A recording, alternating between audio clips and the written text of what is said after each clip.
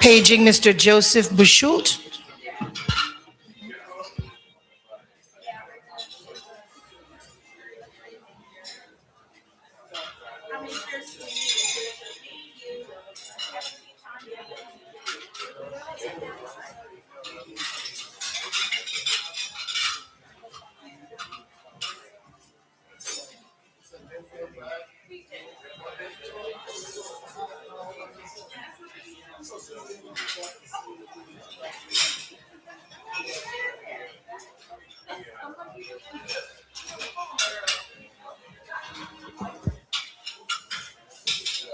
Paging Joseph Boschulte.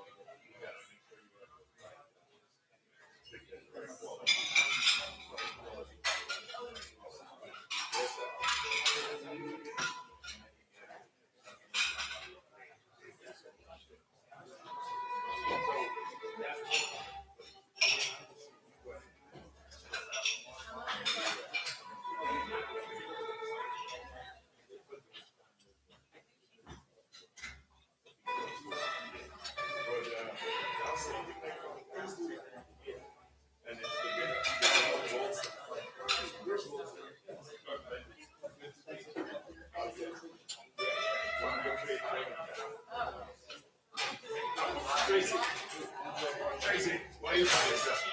You good? Why are you by yourself? Bring sugar on.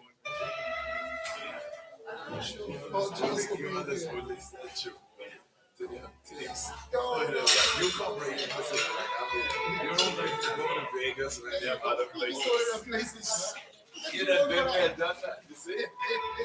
I don't know why you gotta stay so close to home. I got what y'all stay close. Okay, all right. See, that's the life thing.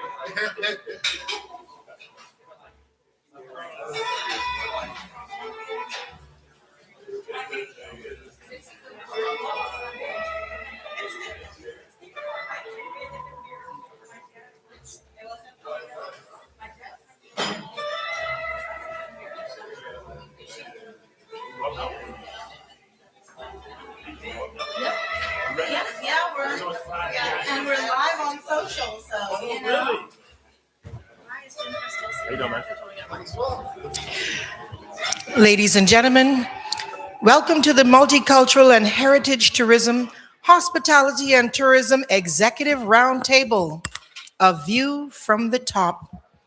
Expect to hear thoughts and perspective from industry leaders on tourism in general and why they are exploring some of the niche markets, including luxury travel, private aviation, cruises, and the growing diverse multicultural and heritage tourism market. Today, the moderator is our very own PJ Douglas Sands. She's the president of the International Multicultural and Heritage Tourism Network and Travel, Tourism and Hospitality Strategic, and the president of DS3 Group of Companies. She's joined on the panel today by Mr. Tracy Cooper, Managing Director of Bahamasair Holdings Limited, Mr. Joseph B. Boschulte, President of the West Indian Company of the U.S. Virgin Islands, and Jennifer Matarangas-King, Commissioner of the U.S. Virgin Islands Department of Tourism. Ladies and gentlemen, please welcome them. Thank you. So, the great thing about the International Multicultural Heritage Tourism Summit is that we're in Miami on a Friday. And we've had such a wonderful week as we end NABHOOD, the National Association of Black Hotel Owners event, and we start this wonderful conversation. The challenge about being in Miami is everybody's ready for happy hour. So what we love to do with this is because we have such a wonderful captive audience, we also streaming this on Facebook as well as YouTube. So we do have lots of viewers who are there who will be able to enjoy this conversation. So I want to welcome all of you to the 13th Annual International Multicultural Heritage and Tourism and Travel Summit's first event. And this is not a conversation specifically about travel because there are so many insights with regard to the multicultural and heritage market, which is key for all of you. For instance, MMGY did a study with us, and we recognized that in 2019, the Black traveler on leisure spent $109.4 billion pre-pandemic, and that number is back up to about 120 billion in travel. And that represented about 458.2 million individuals, representing 13% of the leisure market. MMGY also did a study with Vista Latinas that said that the Hispanic traveler spends about 113.9 billion, which is about 13% as well. So we ask, should we pay attention to multicultural travel? And of course, that answer is yes. So I want to start with the first question, which is introducing yourself, talking about your organization, and kind of what is the biggest shift that you see in the multicultural tourism market coming to your shores. And so I will start with you, Jennifer. Of course, the fact that you are in U.S. Virgin Islands, it's still America, and for many who don't realize that, but you do have a lot of multicultural travelers. So tell us about you and that market. Absolutely. So greetings from the U.S. Virgin Islands. We're naturally in rhythm. I am the tourism commissioner. I've been in this role for a little bit under a year. So new to the role, but not necessarily new to the tourism space. 20 years ago, I was involved in the USVI Hotel and Tourism Association and had a really good relationship and collaboration with the former commissioner, Joseph Boschulte, who's here in another capacity. So I've been in the space for quite a long time.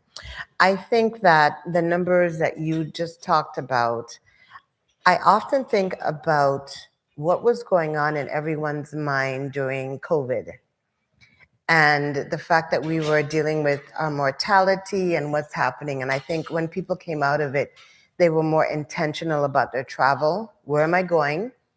Who am I supporting? And what are the experiences that I want to have? And so when it comes to the whole idea of really looking at culture, we see that people are looking for more intentional experiences, not a cookie cutter activity.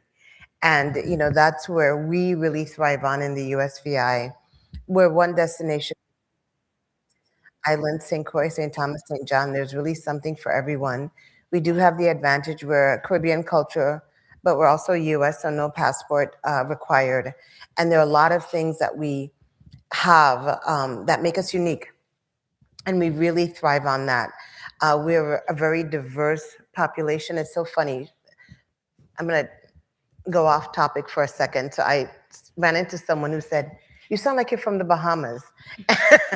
And I said to the person, I said, "Well, my mother was from St. Kitts, my dad was from Barbados, my stepdad was from Anguilla." And that's what the USVI looks like. We're a very, very diverse culture, large Hispanic population. You have, some of us, Joe has, I think he's probably 6th or 7th generation Virgin Islander, but then you have people like me, I'm 1st generation. So it's a very unique place and it affects everything that we do and how we operate.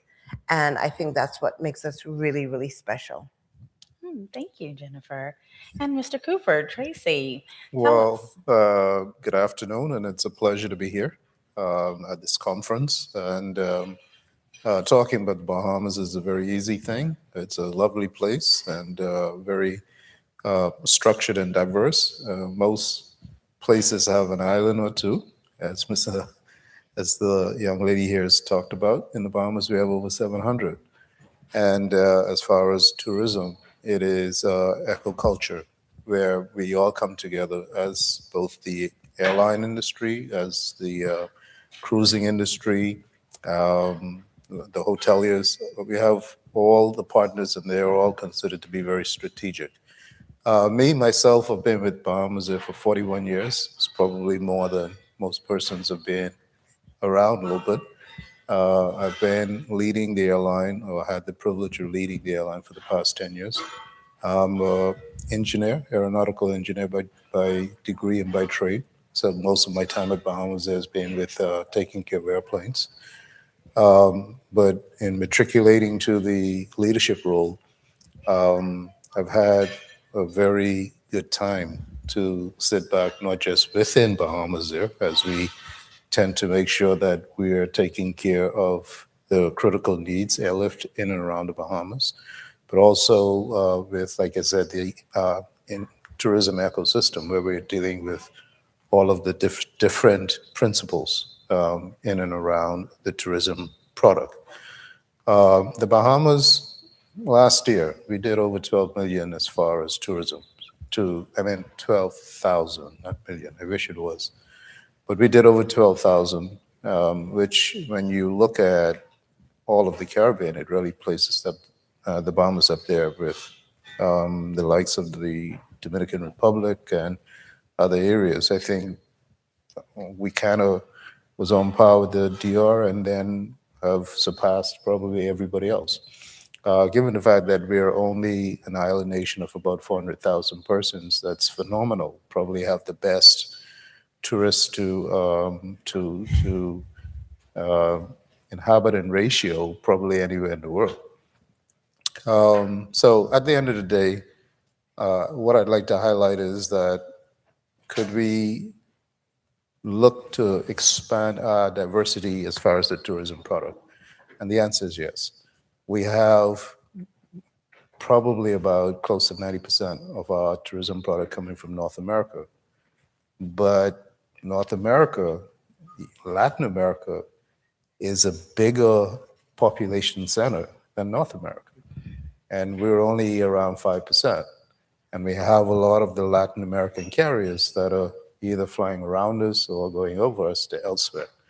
And so the Ministry of Tourism has talked about how do we go ahead and diversify ourselves, understand the Latin American tourism product a little better, and how do we then be able to get some of that business to actually, or a lot more of that business to stop in the Bahamas. And so the opportunities are endless when you consider that we have something that is just that so close. And I'm not talking just Bahamas now.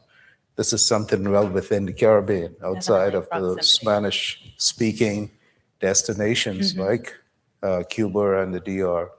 All of us have this opportunity of which we could partake of. So yes, we can be a little bit more diversified in the tourism product.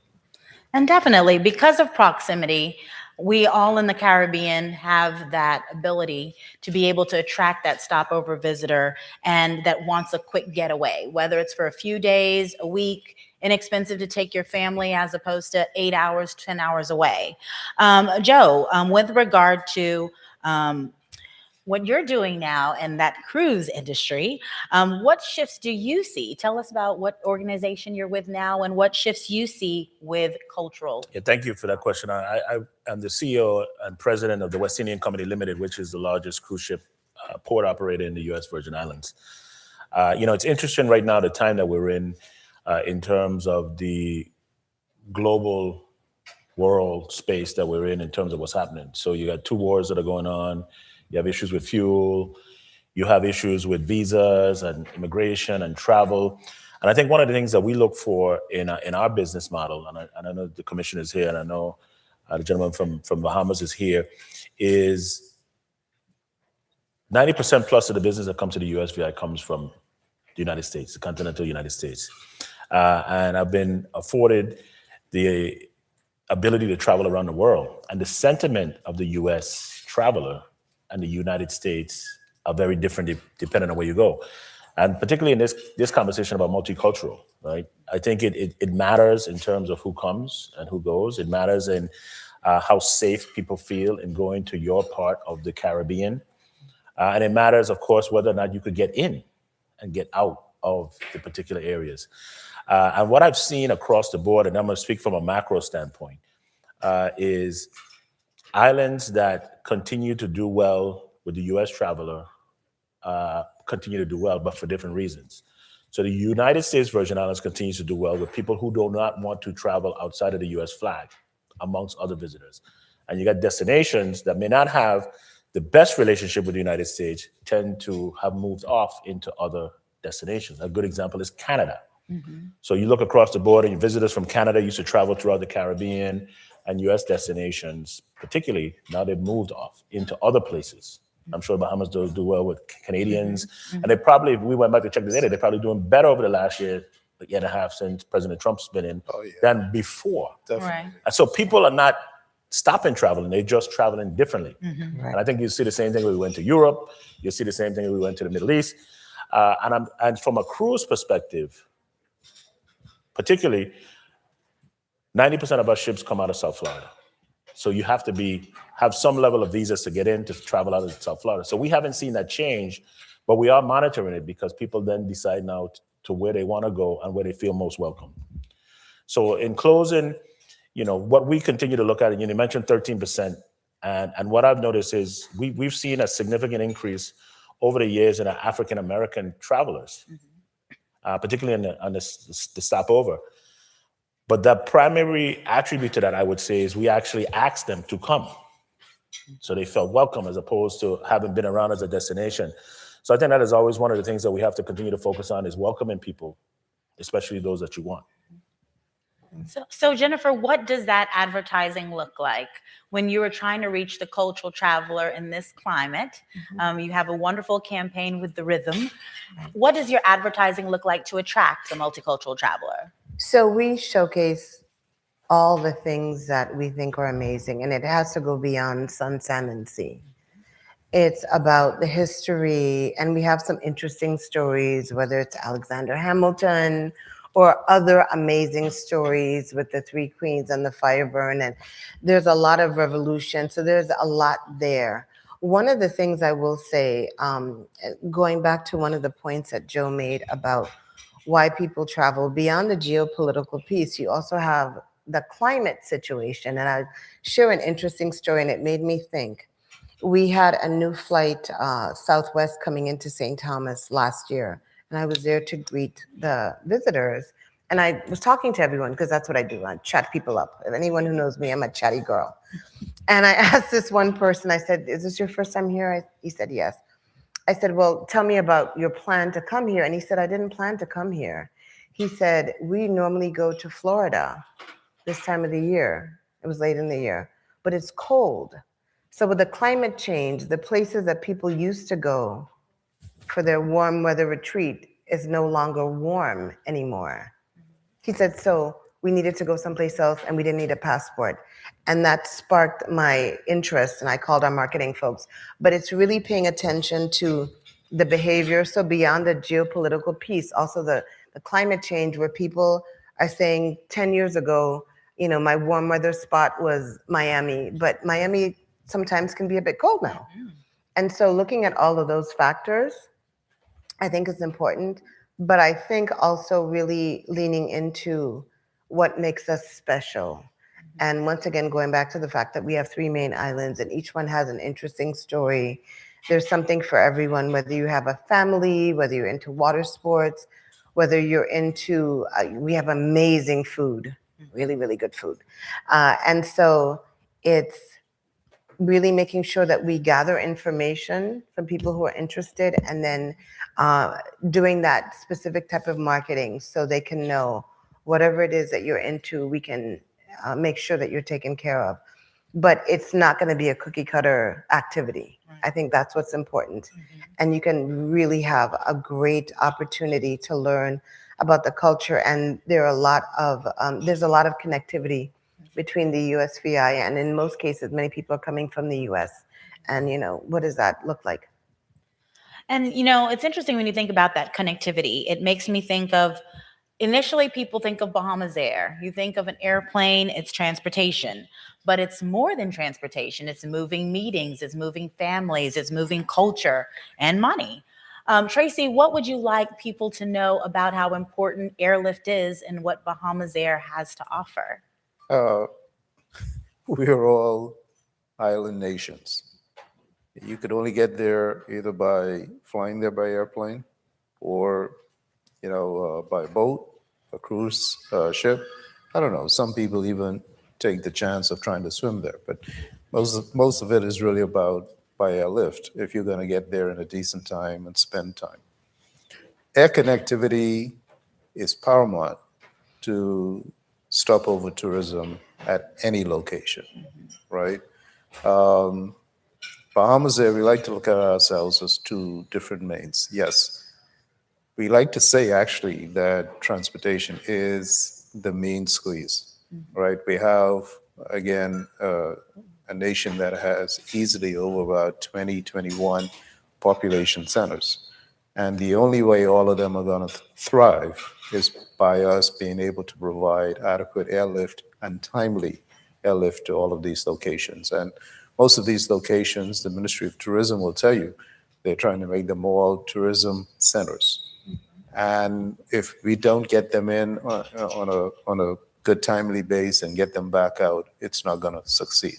Now, it's just not Bahamasair for the Bahamas. You have all of the major carriers flying into the Bahamas, Delta, American, United, Southwest, all of these guys. One of the main things that we have is just not accessibility, but how that accessibility is.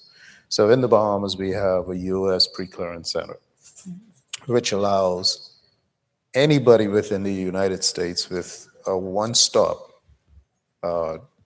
be it at the major hubs, to be able to reach the Bahamas, right? So all of those airlines that I just talked about can one stop you almost anywhere from within the United States and get to the Bahamas. And then those airlines can leave the Bahamas and get back to whichever location they want to because of the pre-clearance facility that we have there. So we have something that is unique and that helps us out immensely, right? When it comes down to even the cruise side of things, right? The Bahamas, there was a gentleman on the prior panel that says it's three things for the most important thing about investment is location, location, location.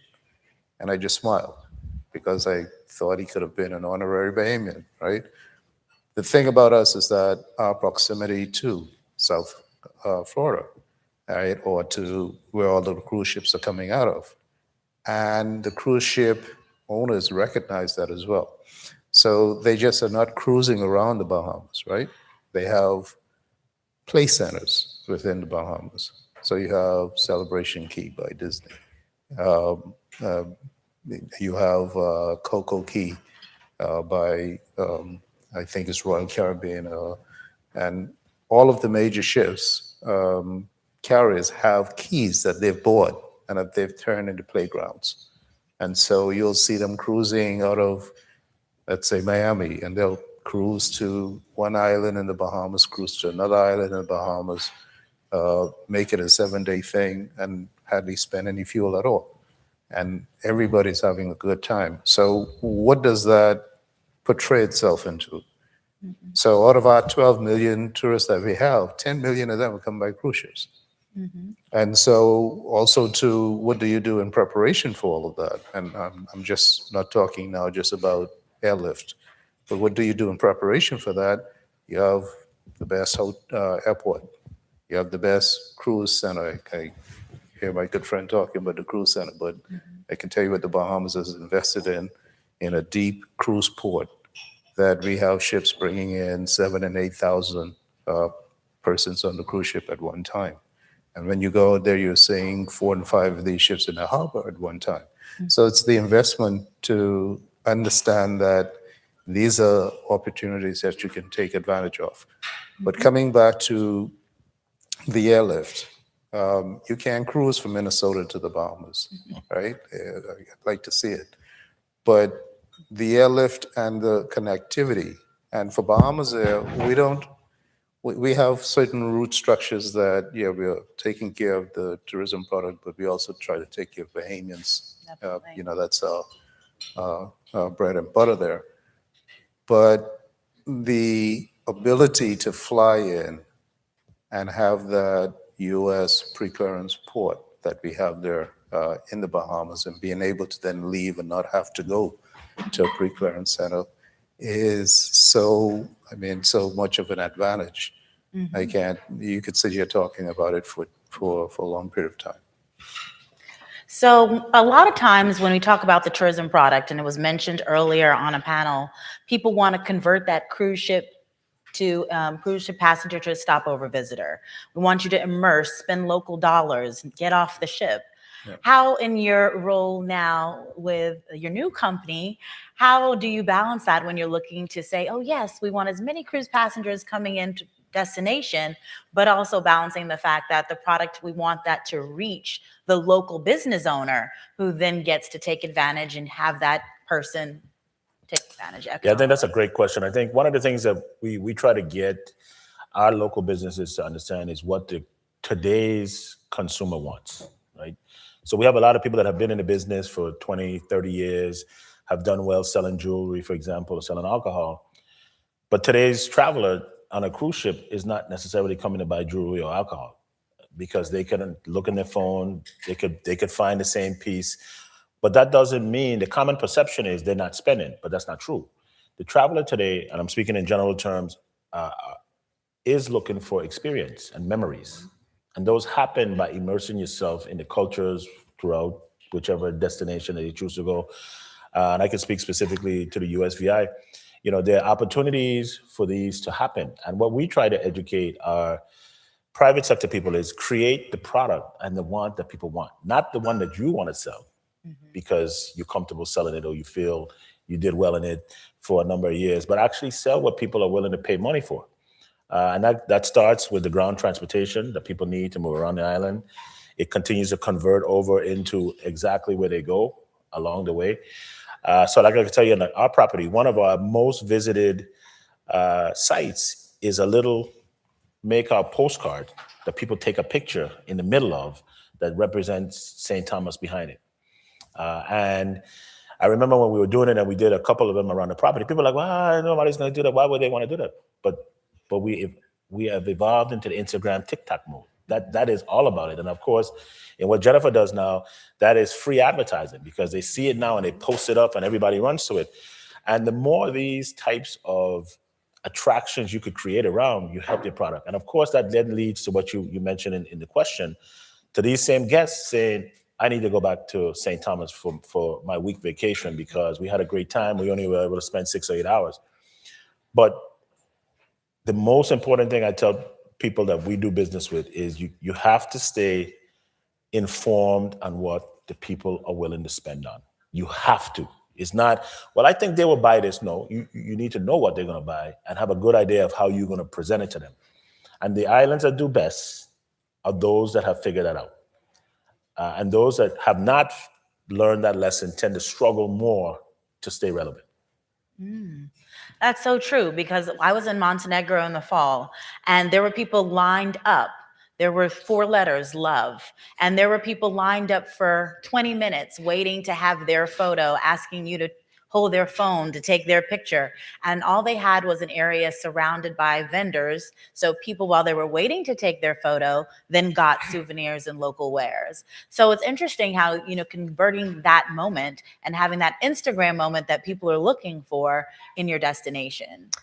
And I'd like to add something because they're the official influencers that have 10 million followers, but there's so many regular folks that have 20, 30, 40 people that literally follow them. So there's always an opportunity, when they come and have a good time. And I take Joe's point about having the experience. Like I said, I really like to listen to why people love something. Why do you love St. Croix? And it's often not the things that you expect. They stayed in a nice hotel that was cute. That was all the usual things, but it's usually some kind of a personal experience that makes them want to come back. And so for us, it's really getting everyone to understand that, once you're a destination, you're a part of the destination and the experience and having a vested interest. I always say VI, Virgin Islands vested interest, it makes a difference because you never know who you're talking to and you never know how influential they are in terms of their experience and wanting to come back. And it's often those off the beaten path, not in the brochure experiences that make people love and come back, because at the end of the day, you don't want them to come once. You want it to be a return experience and bring more people. Definitely. So I'm going to do a kind of a rapid fire, trying to get y'all your juices going at the end of the day. What is, in 60 seconds, what is one misconception that people have about your product? I'll start with you. What is one misconception about U.S. Virgin Islands? People don't know how to classify us because we are unique. Caribbean culture for sure, U.S. destination. And I think there's often a lot of misconceptions. Do you use U.S. money? How do I travel? Do I need a passport? Even the no passport conversation is an ongoing, like that conversation will never end because people are not quite sure about that. So I think it's trying to reconcile the fact that you can live in 2 worlds and be amazing. I think that's the biggest thing. And I think also the other thing is understanding that we have 3 distinct islands that have 3 completely different personalities that are all amazing. And so I encourage all of you, if you haven't come yet, please come. And if you can, stay at least a week so you can experience all 3 islands. Thank you. Tracy, what is the one misconception people have about Bahamasair? Oh, about Bahamasair. Free. Take all my bags, my TV, my box, everything. Yeah. My chickens.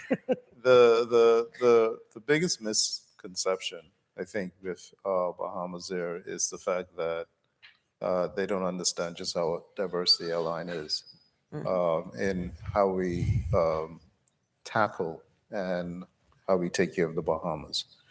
Again, when you have, you're doing 20, 30 flights a day, when you're doing flights to locations that may not be as developed, let's say some of the bigger islands, and how you tie that all in. Persons, when we tell them that we move 1 million passengers a year, You're shocked. they're we go into the banks and to the marketing folks and we tell them, listen, give us a credit card. And they say, why? So it's because we move 1 million passengers a year. And they like, wow, you guys actually do that. So the diversity of the airline and how we tackle and how we service the Bahamas, both in the Bahamas and outside of the Bahamas, how we're even well known within the Caribbean, right? When you see Carifta time, everybody probably in the Caribbean gonna know who Bahamasair is because we're moving half of the teams Wow. to the Carifta locations. So it's a kind of misconception that the airline is a bit smaller than it actually is. And that you're, And then at the end of the day, they're surprised. oh, wow. Okay. So what about you, Joe? What's the biggest misconception? Of the USVI or WICO or both? Of WICO or both? Well, I would say the biggest misconception sometimes with the USVI and the commissioners here is that sometimes we're not deemed to be Caribbean enough because we are the United States, Virgin Islands, of course, relative to our peers. And of course, we debunk that every day. I think from a cruise ship port operator standpoint, I think one of the things that we try to always address is that safety matters most, even though people think the job of the operator is to make sure people have fun. Mm-hmm. But we always want to make sure there's a safe berthing, because if you make sure it's safe berthing, you continue to get that business again and again and again. And we hope that the fun part takes care of itself. Love that. Love that. So circling back to you. Next question. What is the one thing that you want the people in this room to take away about your organization? So for all of you to be the same question.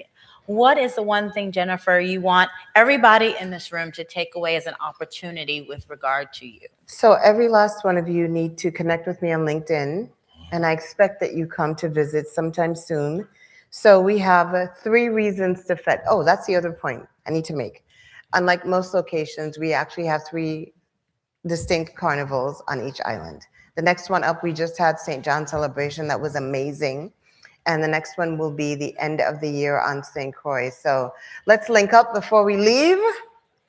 I'll give you my personal number. You could even stay at my house if you want. Hey, Well, some of us might take you up on that. Be careful. And there tomorrow. I welcome you to come to the USVI. I think you will have an amazing time. The other thing I will say, going back to the point I made about the gentleman that said he thought I came from the Bahamas because of the way that I sounded, I can guarantee by the time we link up, I'm sure you have a family member in the USVI. You may not know it now, but we're very, very diverse and we're very welcoming. You're gonna have a great time. We're gonna have some great food. You're gonna meet some amazing people. So that's what I would say to you. Don't miss out. If you haven't come before, this is my invitation. Please come. We're naturally in rhythm. Thank you. no. Thank you. Tracy. I'd like to say, I know you want me to concentrate on Bahamas, but I think this is a more appropriate question or answer for the Bahamas, right? In that, once again, as the folks on the Virgin Islands has indicated, the Bahamas is a lot more diverse than persons believe, right? On Long Island, we have the biggest blue hole, meaning that divers go down still water, diving all the way down to the to Wreckett Heights, right? You go to San Salvador and you go right off the cliff, and there has a reef that it's almost a vertical wall, and you go down and you do some of the best fishing of deep water fishes that you can get, right? Bone fishing at some of the lodges elsewhere. If you just want to go ahead and dance the night away, then you have New Providence and other places. But the diversity because of the population centers, right? Nassau, out of our 400,000, Nassau is about 200,000 all by itself. Freeport is about 60,000. And then we have some of the centers that are only around 3,000 and 4,000. We have some islands that only have 300 people on it, right? And when you go to those islands, you're going to meet the mom and the pop who is going to know you by first name. They're going to make you feel as if you're part of their family. And you just have a total different tourism experience and kind of said from the islands. If you're just coming in on the cruise ship and going back out, you miss out half of the fun, actually, right? Out of Nassau, we have speedboats that'll take you to some of the keys where you're sitting on sandbars and just there with the iguanas and everything else, right? And then you go someplace else and you're swimming with the pigs and the stingrays and feeding the sharks. So it is just what type of vacation package that you want, that you could get so much. Even in the Bahamas, we tend to tell ourselves, we don't even enjoy all of the product that is there available. Only when we get out there, then okay, sure, you rent a boat, $200, and you go fishing for the day, as me and my wife did a couple of years ago. And the guy has his own island, and he takes the fish, cleans it up, fry it down with potato, and you're eating the same fish you just caught a couple of hours ago.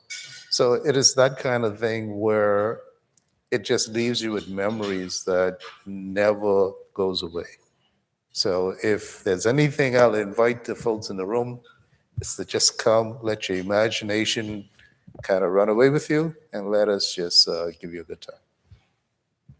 All right. So what do you want people to take? What is that one opportunity for you, Joe, with WICO? I would tell you, now that we moved into the international multicultural side of the business, out of NABHOOD, cruising is fun. You should look into cruising. I think it is one of the vacation opportunities that allow you to see multiple countries on the same trip. While the stay may be shorter than a stopover, it gives you an opportunity to experience new cultures along the way. Of course, USVI, St. Thomas, St. Croix, St. John would be at the top of my list. But nonetheless, it gives you an opportunity to see different countries and at the same time experience life on the sea in the evenings and what can happen. Today's cruise market is much different than it was 10 years ago, even 20 years ago. The ships now are mini resorts on water. Some of them are actual resorts on water, depending on the size. As my good friend here just said, 7,000, 8,000 people on a ship. That's bigger than many towns that we have, that we come from on one ship. And then I would also say that once you get on that experience, then it allows you to make an informed decision on where that next vacation will be after you go along the stops. And one of the things I tell our team at our company is every day a ship comes in, it's a day that you're in competition with the other stops on that same itinerary. Mm-hmm. So defend your job, defend the island, and defend the spend while you're out to work every day. And this is the reason people wonder, okay, this is an interesting mix, right? You have air, land, and sea, which is indeed the tourism experience. It is the traveler's experience. And when one is trying to formulate how do you want to work with each organization and how does it play in the role of the tourism economy, it becomes very important to build relationships.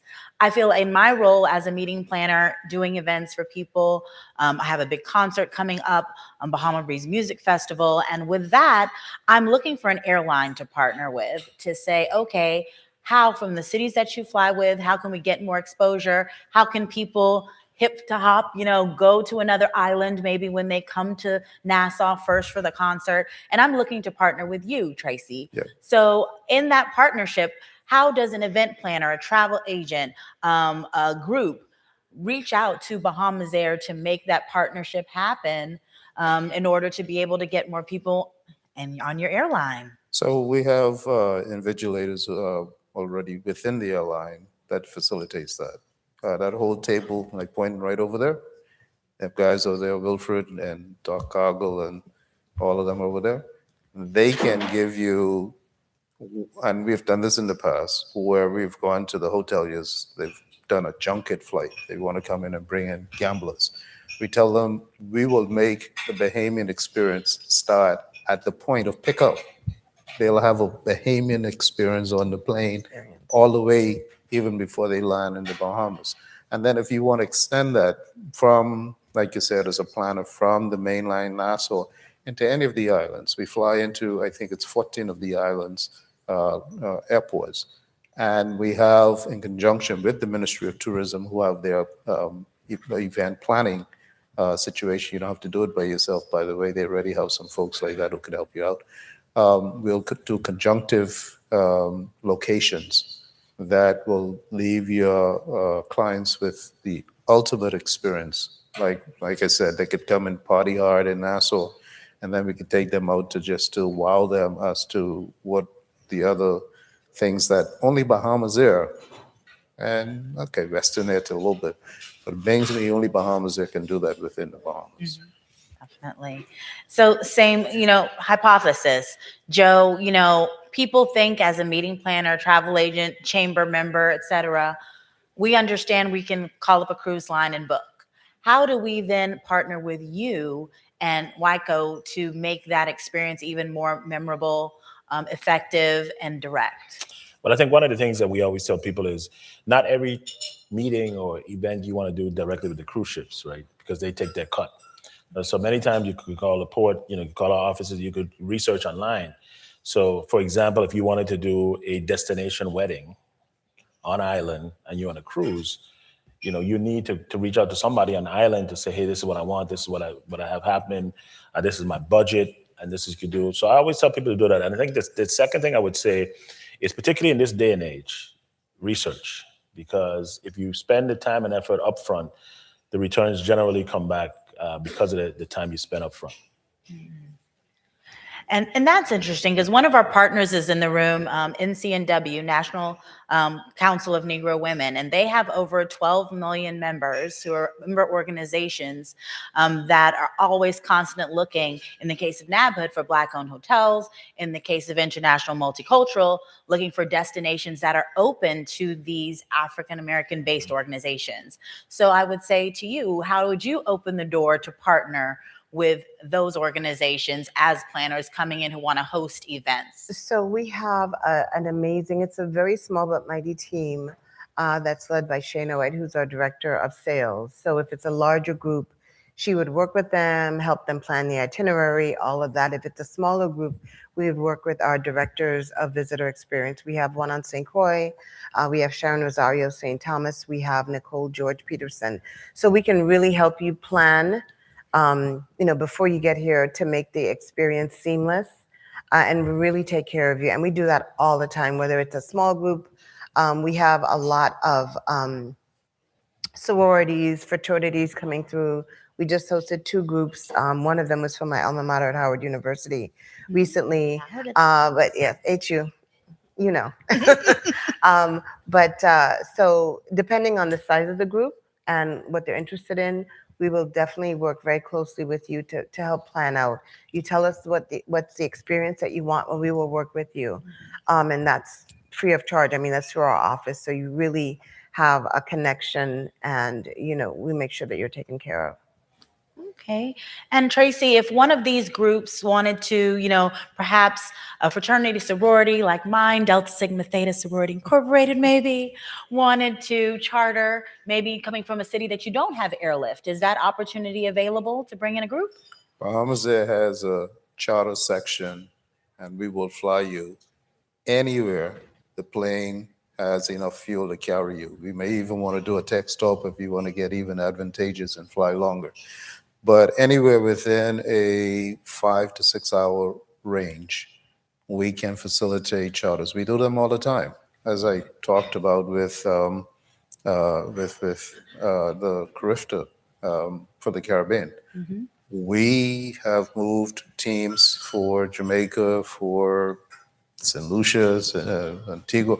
We have moved teams based on the fact that hardly nobody else will do it. Mm-hmm. And we have a pleasure in doing it. We work with NACAC and their support team as far as the sporting association. And they tell us, come around April, we know we're going to be doing island hopping and picking up this group from here and this group from there. We're taking them anywhere. We have done charters for the hotels, the junket flights, the flights where you're having persons come in as like the fraternities in those, where they have a large grouping of persons coming from a city or such. We've, I can't tell you just how many charters we do. Charters is a big part of Bahamasair's business on an annual basis. Well, I want to thank you, because as I think of, everybody always wonders, okay, what do you do? What's the first step? You're booking an event. You have an event going on. You have an organization that you're working for. And it seems like people are not a phone call away, a LinkedIn away in order to be able to make that happen. So I trust and hope that your experience here at International Multicultural and Heritage Tourism Summit allows the audience and the participants to know that you are just a phone call, email, WhatsApp away, and that you are a stakeholder that's interested in getting our business. Oftentimes I'm approached, I just had the Florida Black Chambers with Shahid Jarrett, came over to the Bahamas looking for businesses willing to partner. And it's so great. And we're so thankful to have you as 3 of our partners here. So yes. I just want to make one correction. I stated earlier, I think at the beginning, that it wasn't 12 million, but 12,000. But I think I'm going to get crucified if I go home and not correct that. Oh, go for it. The Bahamas had 12 million tourists last year. It was a record for the Bahamas. Wow, that is amazing. So thank you very much. I want to say thank you to our audience. And this is the beginning of this portion, end of a long week for many of you. Tomorrow we start at 9 a.m. With our opening and some wonderful plannings about meetings, incentives, groups, and really trying to make it happen for our stakeholders. So thank you so much. Thank you. Joe Boschulte, Jennifer King, and Tracy Cooper. Thank you. Thank you. Very nice. Yeah. Yes. Ladies and gentlemen, another round of applause for our distinguished panel. You've been enjoying the Multicultural and Heritage Tourism, Hospitality and Tourism Executive Roundtable, A View from the Top. Thanks to our moderator, Ms. P.J. Douglas Sands, President of the International Multicultural and Heritage Tourism Network, Travel, Tourism, and Hospitality Strategist, and the President of DS3 Group of Companies.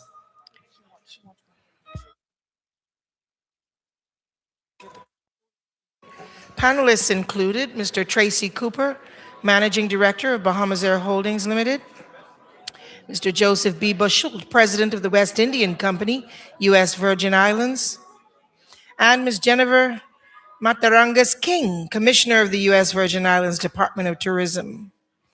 Thank you so much for joining us. Please, ladies and gentlemen, before you leave, make sure to visit our booths in the trade show, learn something new, meet new friends, learn about new companies that can help advance your business or institution.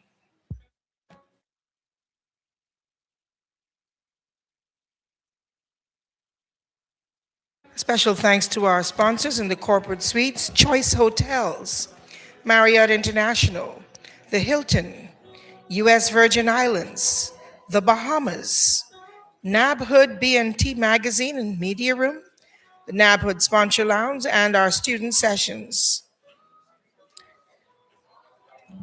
Have a wonderful afternoon.